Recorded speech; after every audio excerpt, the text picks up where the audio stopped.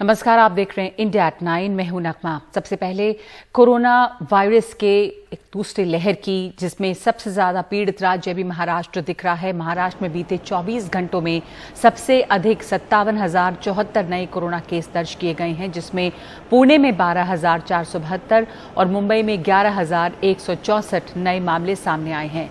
हालात को देखते हुए उद्धव सरकार ने सख्त फैसले का ऐलान किया है। राज्य सरकार ने सोमवार से नाइट कर्फ्यू लगाने का फैसला लिया है और इसके साथ ही अब वीकेंड में भी लॉकडाउन किया जाएगा और जरूरी सेवाओं को छोड़कर सब कुछ बंद रहेगा। इसके साथ पूरे महाराष्ट्र में रात 8 बजे से सुबह 7 बजे तक का कर्फ्यू रहेगा। दिन में धारा 144 लागू रहेगी। 5 से ज्यादा लोगों के एक जगह जमा होने पर रोक। मॉल और रेस्टोरेंट और बार बंद रहेंगे। सिर्फ होम डिलीवरी की इजाजत होगी। सिनेमा घर बंद रहेंगे। पब्लिक ट्रांसपोर्ट 50% क्षमता के साथ चलेंगे। उद्योग धंधे चलते रहेंगे और कर्मचारियों पर किसी तरह की पाबंदी नहीं लगाई गई है।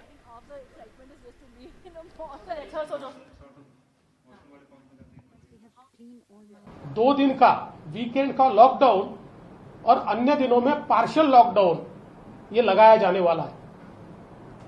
हम लोगों को ये आह्वान करते हैं, अपील करते हैं कि लोगों ने इसमें सहकार्य करना चाहिए। भारतीय जनता पार्टी और हमारे कार्यकर्ता भी सरकार को इसमें सहकार्य करेंगे और भारतीय जनता पार्टी के कार्यकर्ताओं को हमने अपील की है कि बड़े पैमाने पर वैक्सीनेशन के ड्राइव में वो मदद करें। हमारे साथ इस वक्त जुड़ रहे हैं मेरे सहयोगी सोहित मिश्रा। सोहित, महाराष्ट्र खास करके मुंबई शहर किस तरह तैयार है इन नई पाबंदियों के लिए? जी देखिए, अगर बात की जाए तो जो नए नियम है वो कल शाम से लागू किए जाएंगे।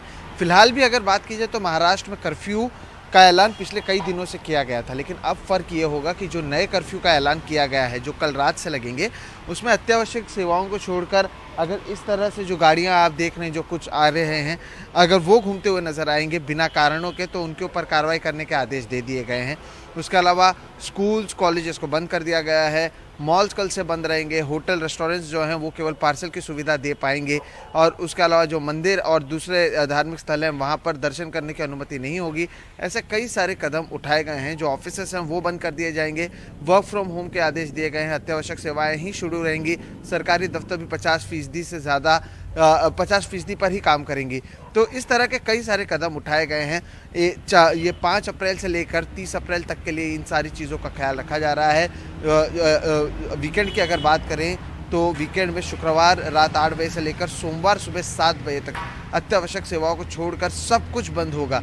तो कहीं ना कहीं इससे कोशिश की जा रही है। आज भी 11,000 से ज़्यादा मामले सामने आए हैं केवल मुंबई में। पुणे जिले में 12,000 से ज़्यादा मामले सामने आए हैं, जो आज तक कभी नहीं हुआ। और महाराष्ट्र में 57,000 से ज़्यादा मामले सामने आए हैं। तो जिस तरह से मामले बढ़ रहे हैं उसी को देखते हुए ये फैसला लिया गया है सरकार के सामने। महाराष्ट्र में खास करके मुंबई और पुणे में जो इतने ज्यादा मामले सामने आए हैं, उस पर भी क्या सरकार ने कोई वजह बताई है कि क्यों इतनी ज्यादा? क्या वहां पर किसी तरह के एहतियात का पालन नहीं हो रहा था? इन 2 शहरों में सबसे ज्यादा है मामले। जी देखिए, अगर मुंबई की बात करें तो सरकार हमेशा से ये मानती आई है कि क्योंकि यहाँ पर इंटरनेशनल फ़्लाइट्स ज़्यादा आते हैं या यहाँ पर लोगों का आना ज़्यादा होता है, ये देश का आप इकोनॉमिक कैपिटल भी कहते हैं, उसे एक बड़ी वजह मानी जाती है। पुणे को भी मुंबई के बाद दूसरा एक सबसे बड़ा शहर है महाराष्ट्र में। वहाँ पर भी बड़े पैमाने पर लोगों के आने जाने की आना जाना वहाँ पर लगा हुआ रहता है और पुणे भी काफ़ी बड़ा है। ये 2 कारणों के अलावा ये भी कहा जा रहा है कि जिस तरह से ज़्यादा टेस्टिंग की जा रही है उसे एक वजह बताई जा रही है कि जो मामले हैं वो बढ़ रहे हैं। तो इन्हीं कारणों को महाराष्ट्र सरकार फिलहाल बता रही है, जिसकी वजह से ये मामले ज़्यादा बढ़ रहे हैं और इसीलिए इन 2 शहरों में ज़्यादा खास तौर पर आप देखेंगे कि पाबंदियां लगाई गई हैं। पुणे में तो हम देख रहे हैं कि कल से ही मिनी लॉकडाउन का ऐलान किया गया है। कल पहला दिन था, आज दूसरा दिन है। पुणे के ही तर्ज पर अब पूरे महाराष्ट्र में इसका ऐलान किया गया है। मुंबई की भी अगर बात करें तो कई जगहों पर कार्रवाई की जा रही है। 2 अप्रैल तक अगर बात की जाए तो केवल मास्क नहीं पहनने वालों पर कार्रवाई करके 49 करोड़ से ज़्यादा रुपए बीएमसी और मुंबई पुलिस ने वसूले हैं। तो आप समझ सकते हैं कि कितने बड़े पैमाने पर कार्रवाई की जा रही है। हाँ, तो लेकिन उसके बावजूद भी मामले बढ़ रहे हैं। होगी दोबारा से, यानी कि कर्फ्यू, जो नाइट कर्फ्यू वो तो रहेगा ही, धारा 144 लागू रहेगी दिन में, लेकिन मास्क और तमाम जो कोरोना के नियम है जिसमें कि सोशल डिस्टेंसिंग है, इन तमाम चीजों पर भी वापस सख्ती की जा रही है। बहुत बहुत धन्यवाद आपका इस सब तमाम जानकारी के लिए सोहित। और आगे बढ़ते हैं दूसरी खबरों पे। आज की जो एक बहुत बड़ी खबर और बड़ी अफसोसनाक खबर रही वो छत्तीसगढ़ के बीजापुर से आई, जहां पर नक्सलियों से हुई मुठभेड़ में 22 जवानों के शव अब तक मिले हैं और सीआरपीएफ का एक जवान अभी भी लापता है। जान गंवाने वालों में 8 सीआरपीएफ जवान और 14 जवान छत्तीसगढ़ पुलिस के हैं।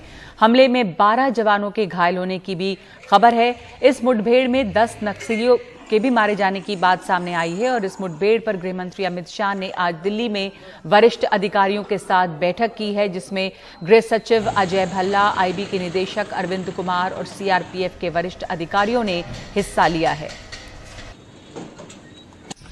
बस्तर में एक बार फिर बारूद की गंध है, खून है।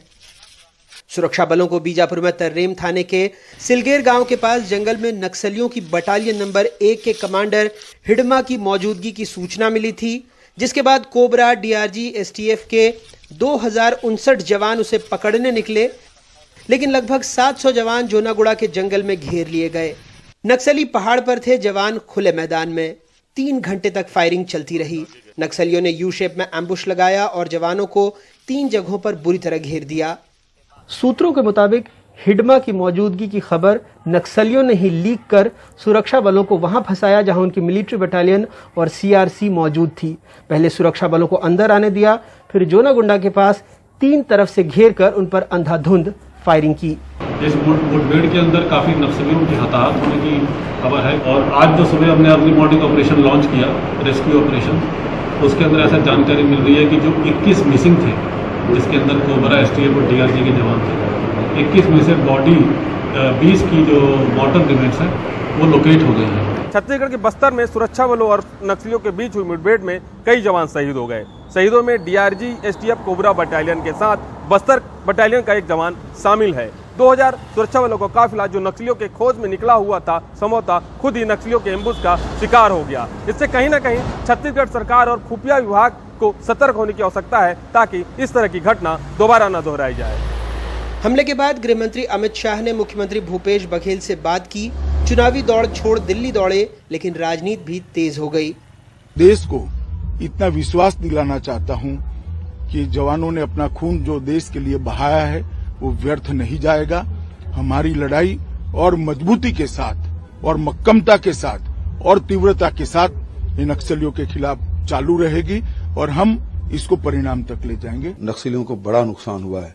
अमित शाह जी का फोन आया था अभी सुबह और इस मामले में बातचीत की और उन्होंने कहा जो सीआरपीएफ के डीजी है उसको भेज रहे हैं, वो पहुंच जाएंगे और फिर आगे की जो प्लानिंग है उसमें लगेंगे। तो ये संयुक्त रूप से ये अभियान चल रहा है। निश्चित रूप से ये पहली और दूसरी घटना 1 महीने के अंदर होना ये बताता है कि कहीं न कहीं सरकार की इच्छा शक्ति और रणनीतिक चूक है। विकास करें, विकास से कौन रोकता, मगर विकास ठप हो गया है, काम ठप हो गए हैं, लोगों के पास कोई काम नहीं रहा।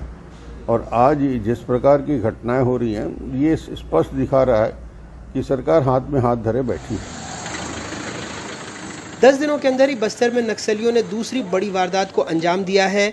इससे पहले 6 अप्रैल 2010 को ताड़मेटला हमले में सीआरपीएफ के 76 जवानों की मौत हुई थी। 25 मई 2013 झीरम घाटी हमले में कांग्रेस नेताओं सहित 32 लोगों की मौत हुई थी। 25 अप्रैल 2017 को सुकमा के बुरकापाल में 32 सीआरपीएफ जवानों की मौत हुई थी। 21 मार्च 2020 को सुकमा के मिनपा हमले में 17 जवान शहीद हुए थे। अक्सर आपने देखा होगा कि फरवरी से जून के बीच नक्सली ज्यादा आक्रामक होते हैं। जब पेड़ों के पत्ते झड़ जाते हैं, दूर से सुरक्षा बलों की मूवमेंट को देखना आसान होता है, तब वो टीसीओसी यानी टैक्टिकल काउंटर ऑफेंसिव कैंपेन चलाते हैं, नए रिक्रूट करते हैं, उनको ट्रेनिंग देते हैं। कुछ दिनों पहले सुरक्षा बलों को ये जानकारी भी मिली थी, अलर्ट मिला था कि पीएलजीए का commander Hidma rocket launcher grenade से हमला कर सकता है। बावजूद इसके चूक कहां हुई, ये जांच का विषय है। बीजापुर से विकास और रायपुर से सोमेश पटेल के साथ अनुराग वारी, एनडीटीवी इंडिया। और अब पश्चिम बंगाल चुनाव से जुड़ी खबरें। ममता बनर्जी को चुनाव आयोग ने आज चेतावनी दी है। चुनाव आयोग ने उन्हें आचार संहिता तोड़ने के लिए चेतावनी दी। उन्हें वोटिंग को प्रभावित करने को लेकर भी चेतावनी मिली है और उन पर गलत आचरण का आरोप है। साथ ही नंदीग्राम में वोटिंग के दिन उनके बर्ताव को लेकर चेतावनी दी गई है। वोटिंग के दिन ममता ने आरोप लगाए थे, पोलिंग बूथ में टीएमसी के एजेंट नहीं जाने देने का आरोप लगाया था और वो खुद 2 घंटे तक बूथ के बाहर बैठी थी। बोयाल बूथ के बाहर वो बैठी और जहां पर बाहर में टीएमसी और बीजेपी के समर्थक आपस में भिड़े थे। चुनाव आयोग का कहना है कि ममता के कदम से कानून व्यवस्था बिगड़ सकती थी और ममता बनर्जी ने जो आरोप लगाए हैं वो आधारहीन हैं। ये तमाम जो आरोप हैं वो तथ्य से परे हैं, इनके कोई सबूत नहीं है।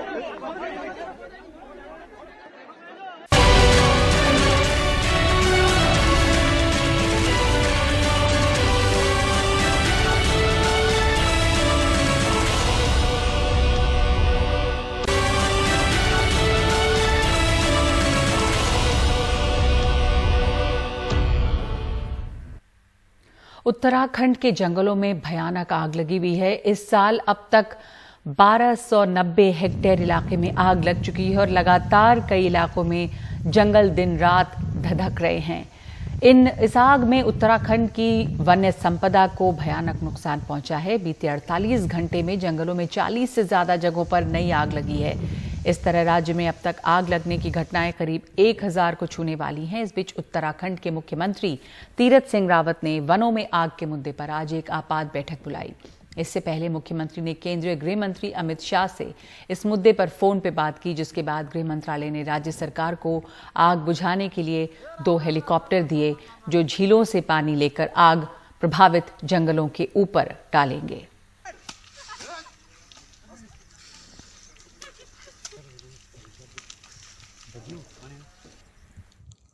बनागनी की घटनाओं को हम गंभीरता से ले रहे हैं। मैंने आज ही माननीय केंद्रीय गृह मंत्री जी से बात किया कि गंभीर स्थिति है, उसको निपटने के लिए हमें 2 चॉपर की आवश्यकता है, जो तत्काल माननीय गृह मंत्री जी ने हमको उपलब्ध कराए हैं और आज ही वो हमारे प्रदेश के अंदर आए हैं और निश्चित है कि उससे हम लोग आग में काबू पाएंगे और आम जनता को निजात दिलाएंगे। तो जंगल की इस भयानक आग पर काबू पाना इस समय उत्तराखंड सरकार की सबसे बड़ी चुनौती बनी हुई है, जिसके लिए गृह मंत्रालय से भी मदद किया जा रहा है। इस समय इंडिया एट 9 में इतना ही। नमस्कार।